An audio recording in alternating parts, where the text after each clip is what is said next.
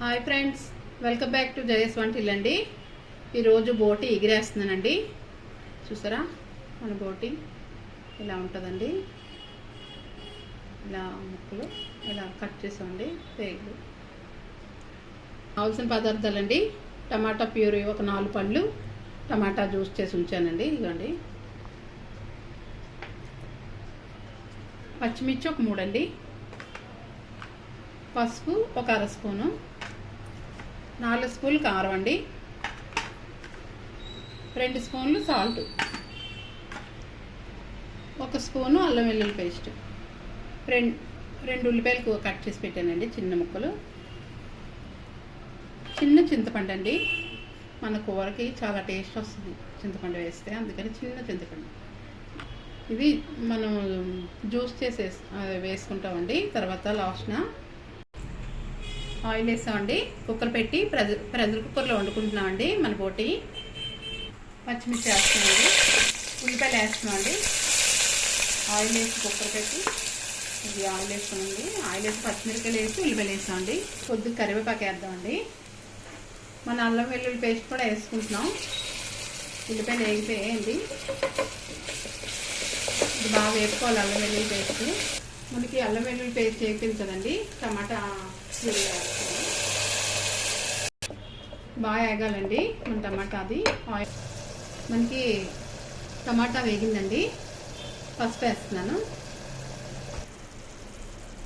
కారం కూడా వేస్తున్నానండి. మన బోటి తీసుకున్నాం కదా, బోటి కూడా వేస్తున్నానండి. ఇది చేయటానికండి నాకు 3 గంటల టైం పట్టిందండి. మనం బోటి తెచ్చుకుంటే ఎప్పుడైనా టైం ఉంటేనే తెచ్చుకోండి. చేయడం ఈజీ, టైం మాత్రం పడుతుంది. మనం ఒక 1/2 స్పూను గరం మసాలా వేసుకుంటామండి.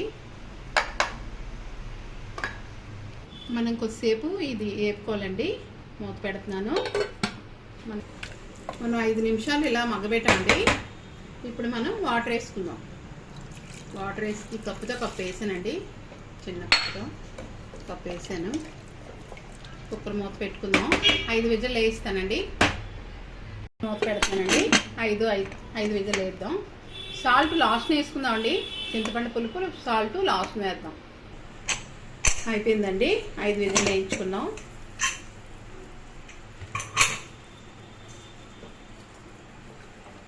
సరే, మనకి ఎలా అయిందో ఇప్పుడు మనం సాల్ట్ వేసుకుందామండి. 2 స్పూన్లు.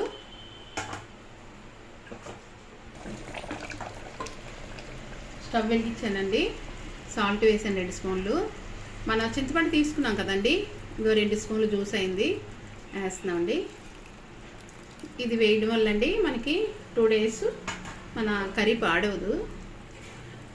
పులుపు వేస్తే అందుకని వేసానండి. టేస్ట్ కూడా బాగుంటుంది. కొద్దిగా వేసాను అందుకే. మన కసూరి మేతి వేస్తున్నానండి. మన మెంతాకు అంటాం కదా, అది మిక్సీ కొట్టేసానండి, అందుకే ఇలా ఉంది. వేస్తున్నాను.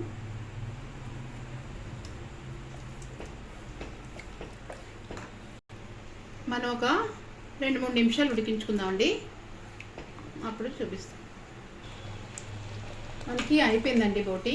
చూసారా, మళ్ళీ 5 మినిట్స్ పెట్టామండి పులుపది వేసాక. స్టవ్ ఆయిల్లో పెట్టి చూసారా మనకి ఎలా అయిందో ఆపిస్తానండి. మన బౌన్లో పెట్టి వేసుకుందాం. మన బోటి ఎగిరి చూసారా అయిపోయింది. చాలా టేస్టీగా ఉంటుందండి. నచ్చితే లైక్ చేయండి, షేర్ చేయండి, సబ్స్క్రైబ్ చేయండి. ఎలా ఉందో కామెంట్స్ పెట్టండి. బాయ్ ఫ్రెండ్స్, నెక్స్ట్ వీడియో కలుద్దామండి.